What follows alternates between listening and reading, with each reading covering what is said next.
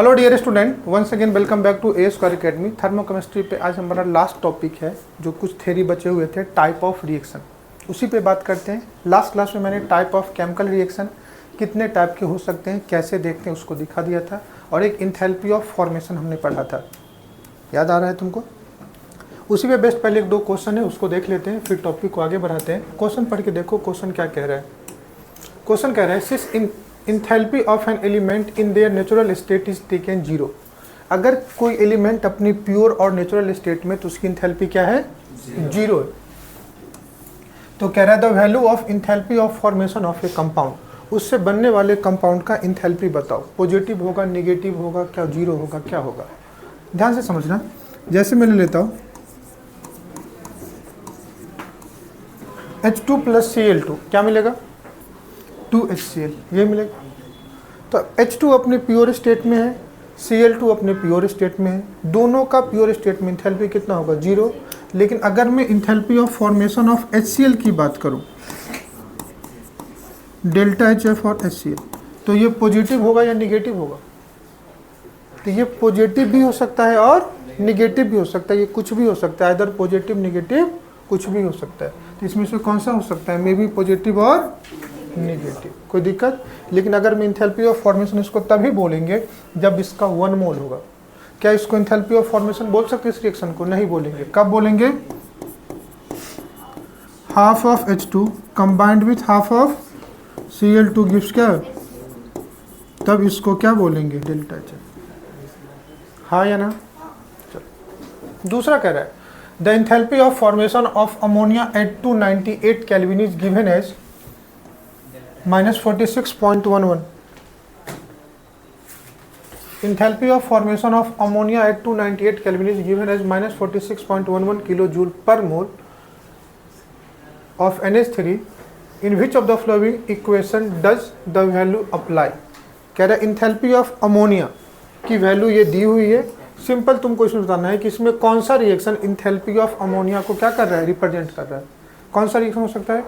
तो अगर मैं NH3 का फॉर्मेशन देखूंगा, तो सबसे पहले देखूंगा कि रिएक्शन में NH3 के 1 मोल बनने चाहिए।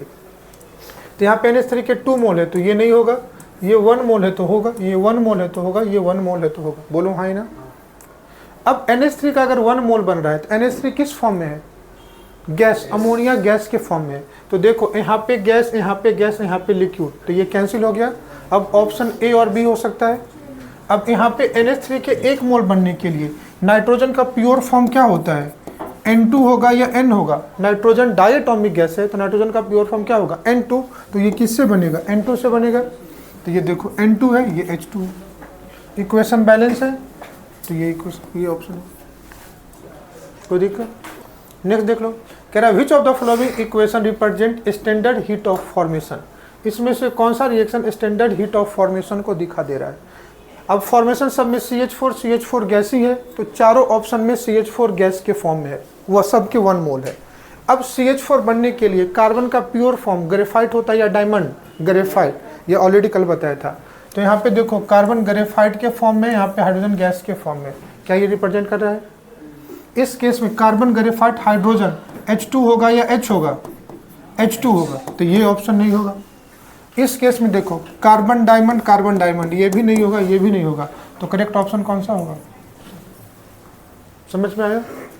नेक्स्ट कह रहा how much heat will be required at constant pressure to form 1.28 kg of calcium carbide from calcium oxide and carbon. मतलब रिएक्शन किसका हो रहा है? कैल्शियम ऑक्साइड एंड किसका? कार्बन का। क्या बनेगा? कैल्शियम कार्बाइड, और इसके साथ बेटा कार्बन मोनोऑक्साइड निकलता है। क्लियर? रिएक्शन बैलेंस कर ले। यहाँ पे कैल्शियम कितना है? 1। यहाँ पे कैल्शियम कितना है? 1। इसके साथ यहाँ पे कार्बन कितना है? 2। इधर कार्बन कितना है? यहाँ 2 और यहाँ 1, 3। तो यहाँ पे कितना हो जाएगा? 3। अब कह रहा है कि अगर इसका 1.28 kg फॉर्मेशन हो रहा है, ध्यान से समझना, तो इस केस में टोटल चेंज इन हीट निकालो कांस्टेंट प्रेशर पे, या कितना हीट लगा होगा इस केमिकल रिएक्शन में, रिक्वायर्ड हीट है। देखो ना, heat will be required at constant pressure, मतलब इतना हीट लगा होगा तो भी तो चेंज इन हीट है ना, और हीट रिक्वायर्ड है तो डेल्टा एच पॉजिटिव आएगा, और हीट रिलीज होता तो डेल्टा एच क्या था, निगेटिव। तो आंसर से भी पता चल जाएगा।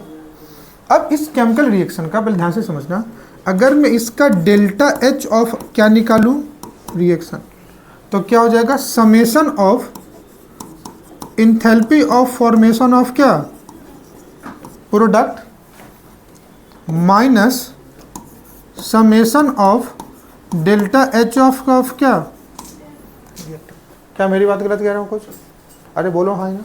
तो जितने प्रोडक्ट्स हैं जितने हैं सबका इंथैल्पी ऑफ फॉर्मेशन ले लो, और रिएक्टेंट का क्या ले लो, इंथैल्पी ऑफ फॉर्मेशन, सबको ऐड कर दो, तुमको निकल जाएगा। अगर इस केमिकल रिएक्शन को अगर हम बैलेंस करते हैं, यहाँ पे इसके 1 मोल 2 मोल होते, तो हम इंथैल्पी को भी क्या करते, 1 2 से मल्टीप्लाई डिवाइड करते। क्लियर। अब इसका इंथैल्पी ऑफ फॉर्मेशन निकाल लो। प्रोडक्ट साइड क्या है, CaC2 है, तो देखो CaC2 का कितना है, -14। एक बार यूनिट सबका देखना, सबका किलो कैलोरी में ही है, तो आज देखो कितना जाएगा, -14, कोई दिक्कत। प्लस क्या है, कार्बन मोनोऑक्साइड, तो कार्बन मोनोऑक्साइड का कितना है,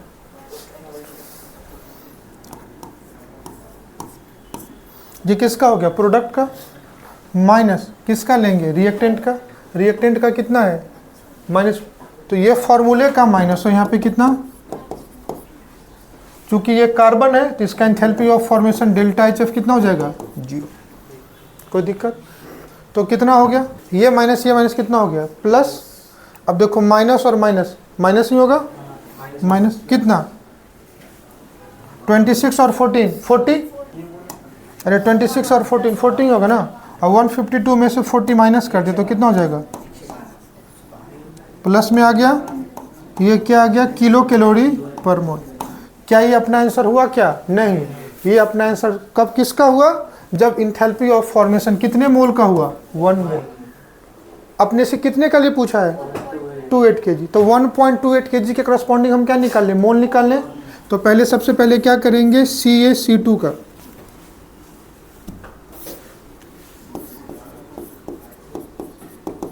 इसका मॉलिक्यूलर वेट निकालेंगे। तो कैल्शियम का मॉलिक्यूलर वेट कितना, 40 प्लस कार्बन का 2 × 12, तो कितना, 40 प्लस 24 कितना, 64। तो सबसे पहले मोल निकाल लूँ, मोल इज इक्वल टू क्या होगा, वेट बाय, ये जो 64 वेट निकला ये किस में निकला, ग्राम में, यहाँ पे वेट किस में, केजी, तो केजी को किस में लाना पड़ेगा, 1.28 को 1000 से मल्टीप्लाई करोगे अपॉन कितना बेटा, 64, तो कितना आ जाएगा, 1280 अपॉन 64, तो करोगे तो कितना आ गया, 20 मोल।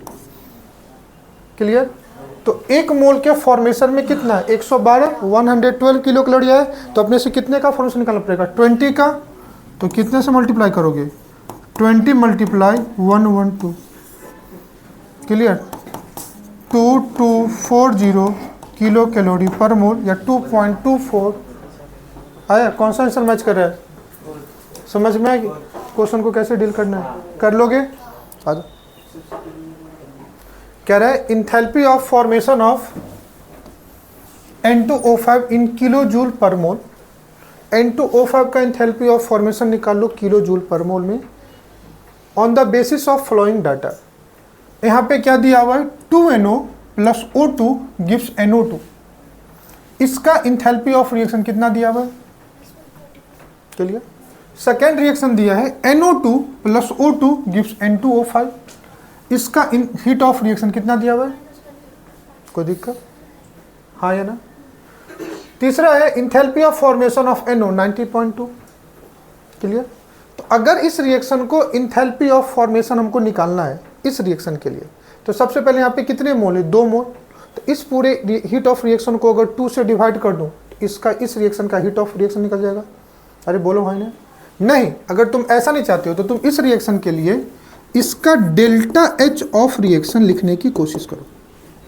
इस रिएक्शन का तुम क्या लिखो, डेल्टा एच ऑफ रिएक्शन लिखने की कोशिश करो। तो क्या होगा, summation enthalpy of formation of N2O5, तो इसके 2 मोल है तो क्या लिखेंगे, 2 into enthalpy of formation of N2O5, ये प्रोडक्ट का हो गया, माइनस रिएक्टेंट का लिखना है।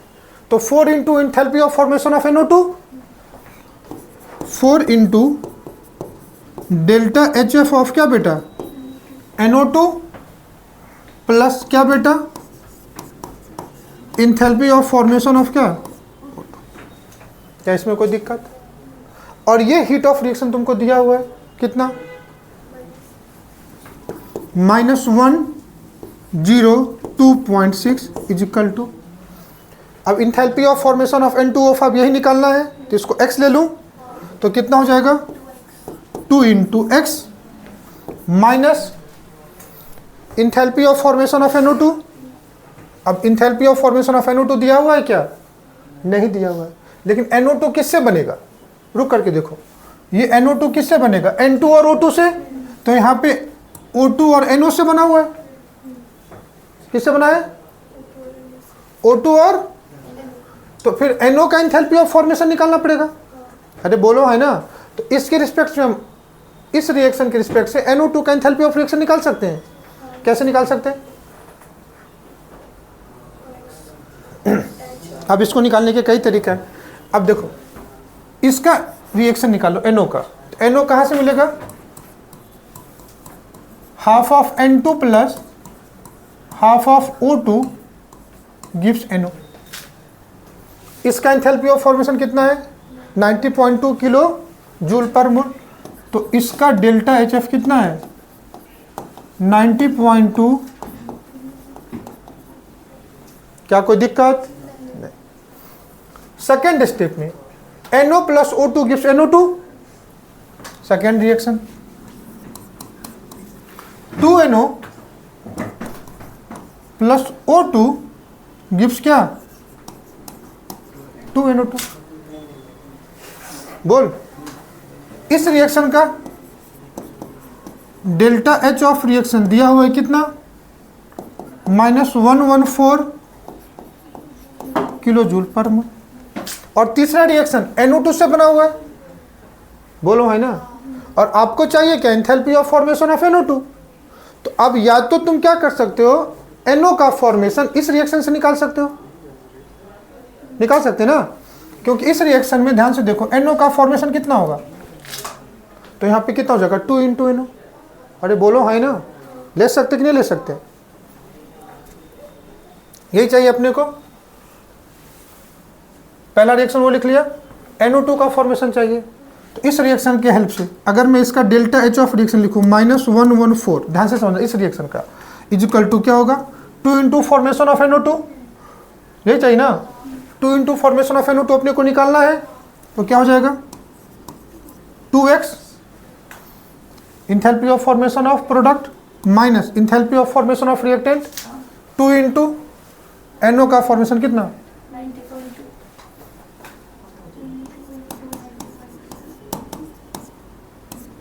O2 तो 0 हो जाएगा, तो यहाँ से x की वैल्यू निकल जाएगी, बोलो, चलो निकाल के बताओ कितना आएगा, 180.4, इधर आएगा तो प्लस में हो जाएगा, 180.4 माइनस 114 इजकल टू कितना, 2x, ये आ जाएगा बेटा 180.4 माइनस 114 इजकल टू कितना, 2x, x equal to 180.4 minus 114 by कितना, 2। अब 180 में से 114 माइनस कर दो, कितना आएगा, कितना आ गया, पुट कर दो यहाँ पे, बोलो, तो कितना आ जाएगा, इनटू क्या बेटा 4, प्लस में आया है, प्लस हाफ ऑफ क्या है, O2 का 0। अब इस रिएक्शन में क्या बचा एक चीज अननोन, x, और जो x enthalpy of formation of NO2 है, तो तुम किसी भी तरीके से निकाल सकते हो, सॉल्व कर लोगे इसको, अरे हाँ या ना, हो जाएगा ना। फिर यही क्वेश्चन है, calculate enthalpy of formation of 2Al plus Fe2O3 gives 2Fe plus Al2O3 given that standard enthalpy of Fe2O3 and Al2O3 are this and this। standard enthalpy of formation of Fe2O3 and Al2O3 आपको given है ना, बोलो कितना है, 196.5 and 339.1 kilo calorie, ये दिया हुआ है ना। तो तुमसे क्या पूछा है, इंथैल्पी ऑफ रिएक्शन, तो इस रिएक्शन का अगर डेल्टा एच ऑफ रिएक्शन निकालना है अपने को किसी भी रिएक्शन का, तो enthalpy of formation of product minus reactant करना है। तो प्रोडक्ट में इसका कितना हो जाएगा 0 प्लस Al2O3 का कितना है, यही ना, तो कितना -399.1, ये हो गया कितना प्रोडक्ट माइनस रिएक्टेंट का लिखोगे, एल्युमिनियम सॉलिड है तो 0 हो जाएगा, माइनस कितना चाहिए Fe2O3 का कितना -190, बोलो है ना, तो कितना -399.1 प्लस 196.5, जो आएगा वही आंसर माइनस में होगा, बोलो है ना। क्या कर पाओगे, कोई दिक्कत, कर लोगे question. Heat of formation of A compound the following reaction, heat of formation पूछा है, तो फॉर्मेशन पूछा है तो हमेशा कितने मोल से निकालेंगे, 1 मोल के लिए, ये रिएक्शन 2 मोल के लिए, तो इसको 2 से डिवाइड करोगे तो सीधा सीधा कितना जाएगा, heat of formation of A compound in the following reaction, heat of formation पूछा है तो कितना जाएगा answer, heat of formation of the compound in the following reaction और इतना दिया हुआ है, ये कोई केमिकल रिएक्शन है, इससे क्या पूछा है हीट ऑफ फॉर्मेशन। तो यहाँ पे कितने मोल का फॉर्मेशन हो रहा है, 2 मोल, 2 मोल के लिए हीट कितना लग रहा है 44, तो 1 मोल के लिए हीट कितना लगेगा 22, और फॉर्मेशन जनरली एक्सोथर्मिक या इंडोथर्मिक, एक्सोथर्मिक। अब आ जाओ हीट ऑफ कंबशन, क्या कह रहा है, अब तुमको पहले बता दिया कि कभी भी रिएक्शन को देखो, रिएक्शन क्या है कंबशन, तो कंबशन रिएक्शन करा लो। अब कंबशन किसी हाइड्रोकार्बन का होगा, जब भी फॉर्मेशन की बात करते थे तो फॉर्मेशन किधर होता था, प्रोडक्ट साइड होता था, बोलो है ना। और कंबशन कराएंगे तो किसी सब्सटेंस का कराएंगे, तो कंबशन किसका होगा, रिएक्टेंट का, इसका कराना है ना कंबशन, तो कंबशन किसका होगा रिएक्टेंट का। तो फॉर्मेशन में 1 मोल ऑफ कंपाउंड का फॉर्मेशन करते थे, तो कंबशन में 1 मोल ऑफ रिएक्टेंट का क्या करेंगे, कंबशन कराएंगे। और कभी भी किसी कंपाउंड का अगर कंबशन कराएंगे तो रिएक्शन किसके साथ कराते हैं, ऑक्सीजन के साथ, किसके साथ, क्लियर। जैसे कार्बन रिएक्शन करेगा, ध्यान से देखना, कार्बन रिएक्शन कर रहा है तो 2 चीज बना सकता है कार्बन, डायमंड, कार्बन मोनोऑक्साइड भी बना सकता है और कार्बन क्या बन सकता है डाइऑक्साइड, तो हमेशा हायर ऑक्साइड मिलेगा, क्या मिलेगा, हायर ऑक्साइड। किससे, किसी भी कंपाउंड के प्योर स्टेट से, जिस कंपाउंड का कंबशन कराना है उसका ऑक्सीजन से रिएक्शन कराओ और उसका हायर ऑक्साइड क्या होगा, प्रोडक्ट होगा। उसमें जो एनर्जी का चेंज होगा, इंथैल्पी का चेंज होगा, उसी को हम लोग क्या बोलेंगे, कंबशन। तो जो रिएक्शन है उसी में उसके इंथैल्पी को क्या करते हैं, ऐड कर देते हैं, वो रिएक्शन तुम्हारा हो जाएगा, बोलो है ना। Amount of heat evolved when 1 mole of substance is completely burned in excess of क्या बेटा, ऑक्सीजन। जैसे देखो ग्रेफाइट है, ऑक्सीजन से रिएक्ट कर रहा है, कार्बन डाइऑक्साइड मिला, तो क्या इसको इंथैल्पी ऑफ कंबशन कह सकते हैं, कह सकते हैं। लेकिन अगर डायमंड है, ऑक्सीजन से रिएक्शन कराया, यहाँ पे क्या मिला CO2, तो भी उसको इंथैल्पी ऑफ कंबशन कह सकते हैं। यहाँ पे ग्रेफाइट का कंबशन हुआ, यहाँ पे डायमंड का कंबशन हुआ, क्या है, कार्बन है, हाफ ऑफ ऑक्सीजन से क्या मिला, कार्बन मोनोऑक्साइड, क्या इसको कंबशन कह सकते हैं, नहीं कह सकते। लेकिन 1 मोल ऑफ कार्बन मोनोऑक्साइड है, इसका हाफ ऑफ रिएक्शन से करा दिया तो क्या मिला CO2, इसको कंबशन कह सकते हैं ना। हाँ, यहाँ पे कंबशन किसका हुआ, कार्बन मोनोऑक्साइड। अब इसको कंपेयर कर लेते हैं इंथैल्पी ऑफ फॉर्मेशन से। अगर CO2 का फॉर्मेशन दोनों जगह हो रहा है, लेकिन अगर फॉर्मेशन करना है तो बताओ ग्रेफाइट से या डायमंड से, तो इसलिए इस रिएक्शन को फॉर्मेशन कहेंगे, इसको फॉर्मेशन नहीं, कोई दिक्कत। यहाँ पे भी कार्बन मोनोऑक्साइड का फॉर्मेशन हो रहा है, तो कार्बन मोनोऑक्साइड के लिए प्योर फॉर्म क्या है, कार्बन है, तो इसलिए इसको इंथैल्पी ऑफ फॉर्मेशन कह सकते हैं। लेकिन इसको enthalpy of formation of carbon dioxide कहेंगे कि नहीं, क्यों, क्योंकि एक मोनोऑक्साइड से बना है। फॉर्मेशन के लिए वो कंपाउंड उसके प्योर स्टेट से होना चाहिए। समझ में आया। कितने सब्सटेंस का, 1 मोल। इंथैल्पी देखना बता दिया, enthalpy is always defined for 1 मोल। अगर जिसका फॉर्मेशन हो रहा है तो फॉर्मेशन वाले का 1 मोल होना चाहिए, जिसका कंबशन हो रहा है तो रिएक्टेंट का 1 मोल होना चाहिए। कोई दिक्कत। Heat of combustion reaction is always exothermic, because combustion जो है एक्सोथर्मिक प्रोसेस है, इसका डेल्टा एच क्या हो जाएगा, निगेटिव होगा, बोलो है ना। और अगर कभी डेल्टा एच नहीं लिखा हुआ तो तुमको पता है उसको स्टैंडर्ड इंथैल्पी ऑफ कंबशन बोलते हैं, जिसको क्या लिख देते हैं, delta H naught. Clear. If an reaction, if in a reaction heat of combustion of reactant and product are given then heat of reaction can be measured in the form of enthalpy of combustion of reactant minus क्या बेटा product। क्या कह रहा है, in a reaction heat of combustion of reactant and product are given. अगर किसी भी chemical reaction में रिएक्टेंट और प्रोडक्ट का तुमको हीट ऑफ कंबशन दिया हुआ है तो उस केस में तुम हीट ऑफ रिएक्शन निकालने के लिए क्या करोगे, enthalpy of combustion of product minus reactant. देखो फॉर्मेशन के केस में क्या कर सकते थे, enthalpy of formation of product minus reactant. क्यों, क्योंकि फॉर्मेशन प्रोडक्ट का हो रहा है इसलिए प्रोडक्ट माइनस क्या करते थे रिएक्टेंट। कंबशन किसका हो रहा है, रिएक्टेंट का, तो इसके लिए क्या करेंगे, enthalpy of combustion of reactant minus क्या करेंगे प्रोडक्ट। कोई दिक्कत। तीसरा कह रहे हैं application of heat of combustion, जिसमें एक चीज होता है कैलोरीफिक वैल्यू। क्या होता है, कैलोरीफिक वैल्यू निकालने के लिए क्या करते हैं, किसी भी सब्सटेंस का जिसका इंथैल्पी ऑफ कंबशन आपको पता है उसको उस सब्सटेंस के मॉलिक्यूलर वेट से डिवाइड कर दो, you will get calorific value. और जिस सब्सटेंस का कैलोरीफिक वैल्यू ज़्यादा अच्छा होगा उसको हम लोग बेस्ट फ्यूल कंसिडर करते हैं। क्या कंसिडर करते हैं, best fuel. Amount of heat evolved when 1 gram of substance is completely burned or oxidized। 1 ग्राम मतलब 1 मोल मतलब मॉलिक्यूलर वेट, और मॉलिक्यूलर वेट से डिवाइड कर दो तो क्या जाएगा 1 ग्राम। समझ में, इसी को क्या बोलते हैं कैलोरीफिक वैल्यू। जो भी हीट ऑफ कंबशन है उसको मॉलिक्यूलर वेट से डिवाइड कर दो, यू विल गेट क्या बेटा, कैलोरीफिक वैल्यू। कोई दिक्कत। देख लो, heat of combustion is a reaction is always exothermic. If condition are not given then delta H of combustion को delta H naught of combustion बोल सकते हैं। Maximum is the calorific value, maximum efficiency, और it is considered as best fuel.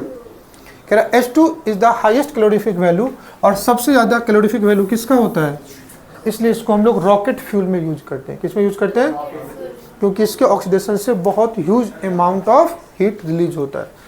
But it is not used as domestic and industrial fuel due to some technical क्या बेटा problem, क्योंकि काफ़ी ज़्यादा exothermic होता है, उसको कंट्रोल नहीं कर सकते, इसलिए हम लोग इसको डोमेस्टिक में यूज नहीं करते। कह रहा 1 mole of methanol when burn in oxygen. Methanol मतलब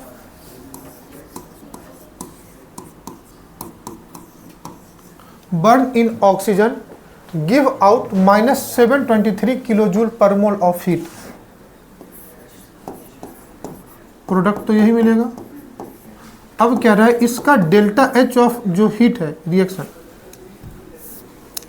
तो कैलोरीफिक, देखो कंबशन दिया हुआ है, पूछा क्या है कैलोरीफिक वैल्यू, तो कैलोरीफिक वैल्यू के लिए क्या करेंगे, enthalpy of combustion upon molecular weight, methanol का मॉलिक्यूलर वेट निकाल लो। एक कार्बन है तो कितना 12, 4 हाइड्रोजन प्लस 1 ऑक्सीजन का कितना, एक उसमें कितना 16 और 4 20 प्लस आएगा, इसको डिवाइड कर दो कितना से, यही आपका क्या गया कैलोरीफिक वैल्यू। समझ में आ गया। Heat evolve in the combustion of glucose in the given reaction. Glucose का तुम क्या करा रहे हो, कंबशन करा रहे हो, इतना हीट तुमको इवॉल्व हो रहा है, मतलब इतना हीट क्या है, इंथैल्पी ऑफ कंबशन या हीट ऑफ रिएक्शन है। कह रहा the weight of CO2 produce when 170 kilo calorie heat is evolve. कह रहा अगर कितना CO2 बनेगा, कितना CO2 बनेगा जब 170 किलो कैलोरी हीट इवॉल्व हो रहा है कंबशन ऑफ ग्लूकोज से। तो पहले इस रिएक्शन से तुम क्या निकाल सकते हो कि अगर 680 किलो कैलोरी हीट इवॉल्व हो रहा है, कितना, तो उस केस में कितना ग्लूकोज का फॉर्मेशन हो रहा होगा, 6 मोल, 6 मोल। तो इससे कितना मिलेगा, 6 मोल ऑफ CO2। अरे यही है ना कि इतने हीट मिलने पे 6 मोल ऑफ CO2 का हो रहा है फॉर्मेशन। क्या कुछ गलत कह रहा हूं, 6 मोल मतलब हाउ मेनी ग्राम,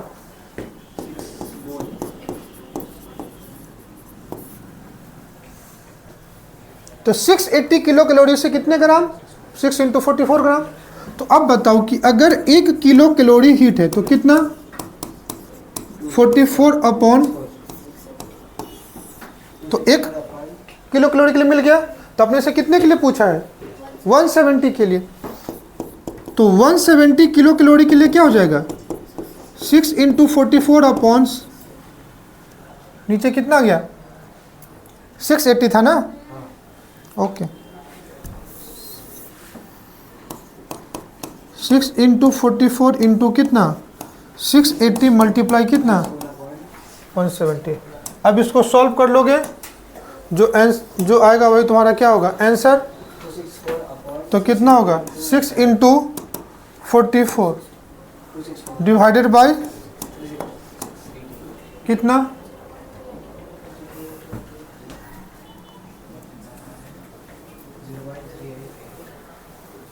एक बार फिर से चेक कर लेते हैं बेटा, रुक जाओ।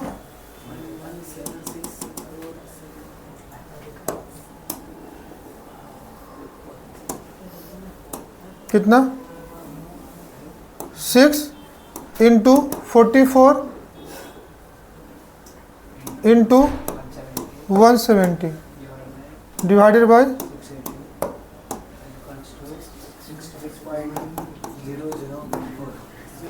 66 आ गया ना।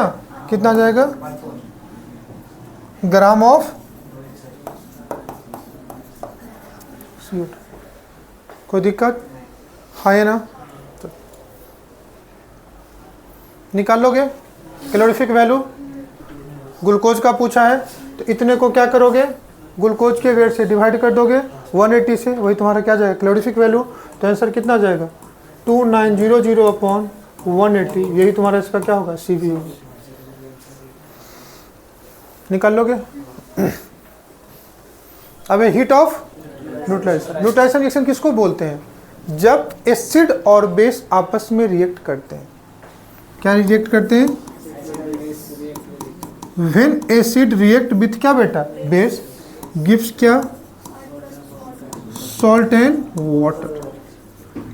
तो जब one equivalent of acid completely neutralise with one equivalent of base, उससे जो हीट इवॉल्व होगा उसी को क्या बोलेंगे, हीट ऑफ न्यूट्रलाइजेशन या enthalpy of neutralisation. Heat evolve when one equivalent of acid completely neutralise by one equivalent of क्या बेटा बेस। चूंकि ये न्यूट्रलाइजेशन रिएक्शन है तो इस रिएक्शन के जो हीट होगा उसको हीट ऑफ क्या बोलेंगे न्यूट्रलाइजेशन। लेकिन तभी होगा जब रिएक्शन कंप्लीटली न्यूट्रलाइज होना चाहिए। अगर नहीं होगा तो फिर उस केस में एसिडिक बेसिक सॉल्ट है तो उसको हीट ऑफ न्यूट्रलाइजेशन नहीं बोलेंगे। स्ट्रॉन्ग एसिड स्ट्रॉन्ग बेस तो सॉल्ट एंड वाटर, और SA और SB का जो न्यूट्रलाइजेशन होता है अगर कंप्लीट न्यूट्रलाइजेशन है तो उसके सॉल्ट कैसे होते हैं, आयनिक इक्विलिब्रियम में पढ़ा हुआ है न्यूट्रल सॉल्ट होते हैं। कोई दिक्कत, जैसे one equivalent of HCl NaOH से कंबाइन करेगा NaCl मिलेगा, तो इससे जो हीट रिलीज होगा उसी को क्या बोलेंगे heat of neutralisation.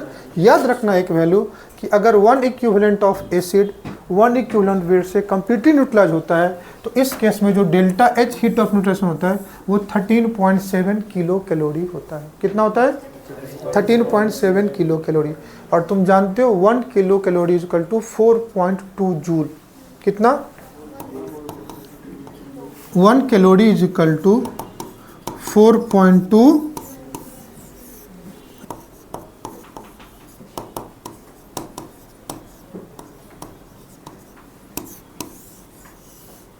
1 calorie is equal to 4.2 joule ये होता है।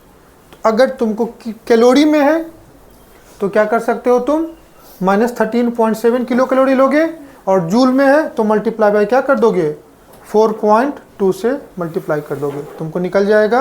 और 4.2 से मल्टीप्लाई करोगे तो ये वैल्यू आ जाएगी -57.2 किलो जूल। समझ में आया? तो कैलोरी में होता है -13.7 और जूल में करोगे तो 57.2 किलो जूल होगा। कब, जब one equivalent of acid neutralise one equivalent of base. अब ध्यान से देखो HCl का वन इक्विवेलेंट NaOH का वन इक्विवेलेंट देखो 13.7। अब यहाँ पे दो इक्विवेलेंट ले लिया है तो मल्टीप्लाई बाय 2, 3 होगा तो मल्टीप्लाई बाय 3। ये इंथैल्पी लगा हुआ है तो हमेशा 1 मोल के रिस्पेक्ट में होगा, 1 इक्विवेलेंट के होगा। इससे ज़्यादा जितना होगा उससे तुम क्या करोगे मल्टीप्लाई कर दोगे। कह रहा if one of the acid और base, if one of the acid और बेस और बोथ आर वीकर, वो किससे आएगा स्ट्रॉन्ग एसिड स्ट्रॉन्ग बेस से। बोलो है ना। अब एसिड और बेस में से कोई एक कंपोनेंट वीकर हो जाए, क्या हो जाए, जैसे एक मैं ले लेता हूं HCl हाइड्रोजन सल्फाइड, ये वीक एसिड है और इसका रिएक्शन किसके साथ करा देता हूं NaOH। और पहला रिएक्शन था HCl, इसका रिएक्शन किसके साथ, तो ये स्ट्रॉन्ग एसिड क्या था स्ट्रॉन्ग बेस। तो स्ट्रॉन्ग एसिड स्ट्रॉन्ग बेस तो कंप्लीटली आयोनाइज करते हैं तो जो भी हीट रिलीज होगा वो न्यूट्रलाइजेशन से होगा। लेकिन ये वीक एसिड है तो ये उतना ज़्यादा न्यूट्रलाइज नहीं होगा, तो कुछ हीट इसको आयनाइज करने में क्या हो जाएंगे, खर्च हो जाएंगे। तो अगर कोई भी कंपोनेंट अगर वीकर हुआ तो उससे मिलने वाला हीट -30 मतलब 13.7 से तो क्या हो जाएगा, कम ही हो जाएगा, because some amount of heat are utilise to ionise this weaker component, या वीकर कंपोनेंट एसिड भी हो सकता है और क्या हो सकता है, बेस हो सकता है। If one of the acid और बेस और both are weak then heat of neutralisation is usually less than -13.7, समझ में आया, और 57.3 किलो जूल पर equivalent, because some part of heat are utilise to some part of release heat in neutralisation is absorb in dissociation of acid और base. समझ में आया कि उसका कुछ पार्ट क्या हो जाएगा, न्यूट्रलाइज होता जाए, और जितना ज़्यादा वीकर कंपोनेंट बढ़ेंगे उतना हीट क्या होगा, कम रिलीज होगा। समझ में आया। किसकी बात करते हैं, bond energy. Bond energy already chemical bonding में पढ़ाया हुआ टॉपिक है, ऑलरेडी हम पूरा बॉन्ड केमिकल बॉन्डिंग में पढ़ते हैं ना, कि किसी भी बॉन्ड के फॉर्मेशन के टाइम पे जो एनर्जी रिलीज होती है उसी को क्या बोलते हैं, bond energy. Amount of energy release at the time of formation of bond. किसी भी 1 मोल ऑफ सब्सटेंस कंपाउंडिंग के फॉर्मेशन में जो एनर्जी रिलीज होती है उसी को क्या बोलते हैं, बॉन्ड एनर्जी। लेकिन कोई भी कंपाउंड किसका फॉर्मेशन कहाँ हुआ ये अपने पता कर सकते हैं ना, तो हम क्या कर सकते हैं, उस बॉन्ड को तोड़ते हैं, उस बॉन्ड को, और उस बॉन्ड को तोड़ने में जो एनर्जी रिक्वायर्ड होती है वो उतनी ही रिक्वायर्ड होगी जितनी रिलीज हुई होगी। अरे बोलो हाँ ना, ये पेन को मैं खरीदा होगा मान लो 20 रुपये में, तो 20 रुपये दिया होगा शॉपकीपर ने, मुझे ये पेन दिया होगा, जब मैं ये पेन लौटाऊंगा तो मुझे कितने रुपए वापस करेंगे, 20। तो अपन क्या करते हैं, जिस बॉन्ड की बॉन्ड एनर्जी पता कर उसको तोड़ते हैं, तोड़ने में जितनी एनर्जी लग रही है तो हम समझ जाते हैं कि ये उसकी क्या होगी, बॉन्ड एनर्जी हुई होगी। बोलो ना हाँ ना, क्या मेरी बात समझ में आ रही है। अब इसी चीज़ को यहाँ पे पढ़ लेते हैं। क्या बॉन्ड एनर्जी के टाइम में जब बॉन्ड बनते थे तो वहाँ पे कोवलेंट बॉन्ड शेयरिंग से भी बनते थे और आयनिक बॉन्ड आयन से बनते थे, लेकिन यहाँ पे बॉन्ड को हम लोग तोड़ते हैं गैसियस स्टेट में और प्योर न्यूट्रल फॉर्म में और एटॉमिक फॉर्म में। मॉलिक्यूल को तोड़ोगे तो तुमको क्या मिलेगा, आइसोलेटेड गैसियस एटम, और बॉन्ड एनर्जी किसका तोड़ोगे, गैसियस मॉलिक्यूल का। Required amount of energy to dissociate 1 mole of gaseous bond into separate gaseous क्या बेटा, एटम, और जो एनर्जी रिक्वायर्ड होगी उसी को क्या बोलेंगे, bond energy. Bond energy exothermic या इंडोथर्मिक, इंडोथर्मिक एनर्जी रिक्वायर्ड होगी। HCl है, इस HH है, इस बॉन्ड को तोड़ दो, 2 हाइड्रोजन एटम। Cl है, इस बॉन्ड को तोड़ दो, 2 क्लोरीन एटम। HCl है, इस बॉन्ड को तोड़ दो, एक H और एक Cl। क्या इसको बोलेंगे क्या, नहीं, क्योंकि यहाँ पे क्या मिल रहा है, आयंस मिल रहा है। HCl है, half of H2 half of Cl, क्या ये होगा क्या, नहीं। देखो ये एक मॉलिक्यूल है HCl, देख बेटा ये HCl से तुमको क्या मिल रहा है, H2NCl2, ये मॉलिक्यूल ही है, तो इसको बोलेंगे क्या, नहीं बोलेंगे। एटम के फॉर्म में मिलना चाहिए। H2 है तो H और O बोलेंगे क्या, हाँ बोलेंगे, देखना H2 है तो 2 हाइड्रोजन एटम और 1 ऑक्सीजन एटम, इसको बोलेंगे क्या, नहीं। क्यों, क्योंकि H2O में तो इस बॉन्ड की एनर्जी निकालनी, क्या निकालना है, इस बॉन्ड की या इस बॉन्ड की निकालनी है, बोलो है ना। तो यहाँ पे क्या दे दिया, 2 हाइड्रोजन गैसियस एटम और 2 ऑक्सीजन गैस एटम, लेकिन बॉन्ड एनर्जी किसकी निकालनी थी, HO की, किसकी निकालनी थी, तो एक बॉन्ड तोड़ते तो पता चल जाता, समझ में आया। यहाँ पे HCl की निकालनी थी, लेकिन H2 मॉलिक्यूल का फॉर्मेशन हो गया। समझ में नहीं आया, कोई दिक्कत। फिर बॉन्ड एनर्जी से रिलेटेड कुछ कॉन्सेप्ट देख लो। बॉन्ड एनर्जी में be defined as average amount of energy required to dissociate 1 mole of gaseous bond into separate gaseous atom. और इस केस में हम लोग क्या निकालते हैं, एवरेज बॉन्ड एनर्जी निकालते हैं। जरूरी नहीं है ना कि हमेशा डाई एटॉमिक मॉलिक्यूल ही हो, ट्राई भी हो सकता है, टेट्रा भी हो सकता है, पेंटा भी हो सकता है, पॉली भी हो सकता है। दूसरा कहता है bond dissociation process is an endothermic, क्योंकि एनर्जी रिक्वायर्ड है तो प्रोसेस कैसा होगा, एंडोथर्मिक होगा। तीसरा है if bond energy of A vapour if bond energy of various bond present in a reactant or product are given then delta H of the reaction can be calculated as follow। अगर कभी किसी molecule का bond energy तुमको दिया हुआ है और कह रहा है कि उस रिएक्शन का हीट ऑफ रिएक्शन निकालना है, जैसे इंथैल्पी ऑफ फॉर्मेशन में हीट ऑफ रिएक्शन निकालते थे, कैसे, sum of enthalpy of formation of product minus reactant. Combustion में निकाला तो sum of enthalpy of combustion of reactant minus product. तो बॉन्ड एनर्जी जब निकाल रहे हैं तो हम किसको तोड़ रहे हैं? मॉलिक्यूल। तो मिलेगा तभी तोड़ोगे ना, तो जो मिला वो रिएक्टेंट है, तो रिएक्टेंट के रिस्पेक्ट में निकालते हैं। देख लो यहाँ पे bond energy of reactant minus product. तो कभी भी हीट ऑफ रिएक्शन फॉर्मेशन है तो क्या करते थे? Product minus reactant. कंबसन है तो रिएक्टेंट माइनस प्रोडक्ट। अगर बॉन्ड एनर्जी है तो रिएक्टेंट माइनस प्रोडक्ट। बोलो हाँ ना। कह रहा in case of polyatomic molecule we calculate average bond energy. क्या करते हैं हम लोग? Average bond energy. और एवरेज बॉन्ड एनर्जी निकालने के लिए क्या करते हैं? सारे बॉन्ड को तोड़ने में जितनी एनर्जी लगे उसको नंबर ऑफ बॉन्ड से क्या कर दो? डिवाइड कर दो। जैसे अगर H2 में एक ही बॉन्ड तुमने तोड़ा, लेकिन अगर मैं P4 की बात करता हूं,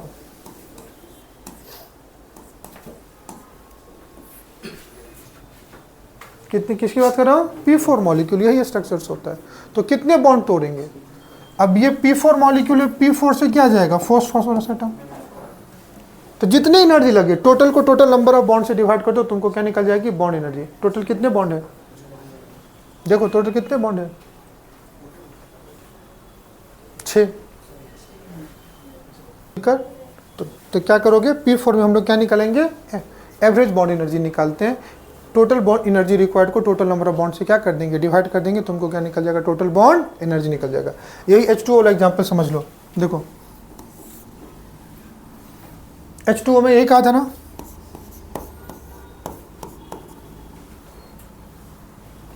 एक बॉन्ड तोड़ने में, एक कोई बॉन्ड यहां से तोड़ दो तो एक H मिलेगा और एक OH मिलेगा। तो एक H और एक OH मिला तो कितना लगा? 112। और दूसरा OH को तोड़ने में 108 ही लगा। होना कायदे से क्या चाहिए था? दोनों बॉन्ड आपको इक्वल है। एक बॉन्ड टूटा तो मॉलिक्यूल अनस्टेबल हो गया, दूसरा जल्दी टूट गया। अरे बोलो हाँ ना। तो क्या करो? दोनों स्टेप एनर्जी कितना लगेगा? 112 108, और उसको टोटल एनर्जी को दो बॉन्ड से डिवाइड कर दो तो एवरेज बॉन्ड एनर्जी कितनी आ गई? 110। यही समझाने की कोशिश किया था। इसी वजह से इसको बॉन्ड एनर्जी नहीं बोला था। समझ में आया? कोई दिक्कत? क्या हर बच्चों को हर बात समझ में आई? अब हीट ऑफ हाइड्रेशन मतलब किसी चीज को कहाँ डाल रहे हो? सॉल्वेंट में डाल रहे हो। Amount of it evolve when 1 mole of anhydrous salt combined with fixed number of water molecule to convert into a specific hydrated crystal are called as heat of hydration। समझ में? एक होता है हाइड्रेटेड सॉल्ट, एक होता है aqueous salt. एक होता है हाइड्रेटेड, एक क्या होता है? एक्वस। तुमको बार बार मैं एग्जांपल बोलता हूँ। जैसे मिट्टी के दिए होते हैं, मिट्टी की कोई मूर्ति स्टेचू होती है, उसको दिए बनाने के लिए एक रिक्वायर्ड अमाउंट ऑफ वाटर ही तुम डालते हो, तब उस गीले मिट्टी से तुम उसको कोई शेप दे पाते हो। एक होता है कीचड़, मड, उसमें क्या रिक्वायर्ड अमाउंट ऑफ वाटर है क्या? नहीं, कितना भी अमाउंट ऑफ वाटर। तो मिट्टी के दिए बनाने के लिए जो minimum required amount of water है ना, उसको बोलते हैं एनहाइड्रस सॉल्ट। और तो कीचड़ बना दिए, कीचड़ कर, तो उसमें कितना भी पानी हो जाएगा ना, उसको क्या बोलते हैं? सॉल्यूशन। समझ में है ना? तो ये जो है हाइड्रेशन और सॉल्यूशन में यही फर्क है। जैसे तुम सुनते होगे CuSO4.5H2, इसको बोलते हैं ना वाटर ऑफ क्रिस्टलाइजेशन। और एक्वस होता तो कितना भी अमाउंट ऑफ, मतलब कॉपर सल्फेट सॉल्यूशन की बात हो जाती है। The amount of heat evolved when 1 mole of anhydrous salt combined with fixed number of water molecule to convert into a specific hydrated crystal are called as क्या बेटा? heat of hydration। उसमें जो energy exchange होगा उसी को heat of hydration बोलेंगे। Copper sulphate plus 5H2O क्या होगा? CuSO4.5H2O, जिसको ब्लू विट्रोल बोलते हैं। MgSO4.7H2O, MgSO4.7H2 आ जाएगा हाइड्रेटेड सॉल्ट। CaCl2 H2O के साथ करा दो, CaCl2 प्लस 6H2, ये क्या हो गया? हाइड्रेटेड सॉल्ट हो गया। क्लियर है? एनहाइड्रस को हाइड्रेटेड में लाते हैं और ये प्रोसेस कैसा हो जाएगा? Heat of hydration is an exothermic process, मतलब एनर्जी क्या होगी? रिलीज होगी। फिर हीट ऑफ क्या है? सॉल्यूशन है। सॉल्यूशन में कितना अमाउंट ऑफ वाटर डाल सकते हो? ये देखो, कॉपर सल्फेट सॉल्यूशन से कॉपर सल्फेट कहाँ गया? एक्वस में आ गया।